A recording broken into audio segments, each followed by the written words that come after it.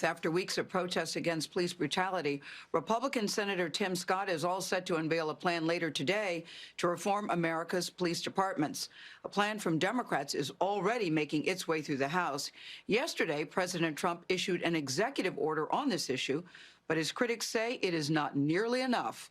Paula Reid is at the White House with more on this story. Paula, what does the president say about his plan? Good morning to you. Good morning to you too, Gail. Well, as you know, the president has been under enormous pressure to address the public outcry following the death of George Floyd. Yesterday, he signed this executive order saying that it will improve police accountability, but it does not directly address racial bias in policing or how to fix it. Without police, there is chaos. Without law, there is anarchy. And without safety, there is catastrophe.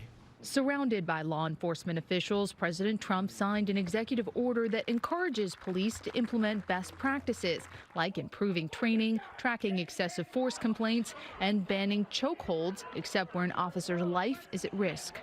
But it's not legally binding. Americans want law and order. They demand law and order. They may not say it. They may not be talking about it, but that's what they want. No justice! No peace! For more than 20 days, Americans have taken to the streets demanding police reform. But the executive order does not make any direct mention of racial bias or how to fix it. Thank you. Attorney Lee Merritt, who represents families of victims and met with the president at the White House just before the ceremony, said the order wasn't enough. I have to say it fell kind of flat.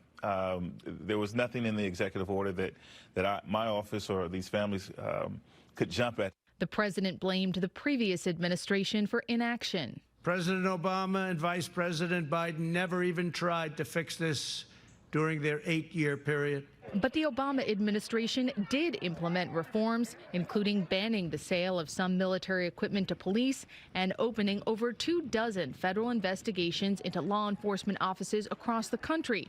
The Trump administration rolled much of that back. At a Senate Judiciary Committee hearing, Democrats blasted the order.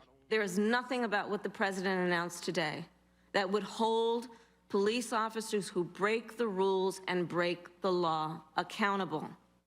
The president signaled he would be willing to work with Congress on more significant reforms. And later today, Senate Majority Leader Mitch McConnell and Senator Tim Scott will hold a press conference to discuss their own police reform proposals. Anthony. Paula, thank you.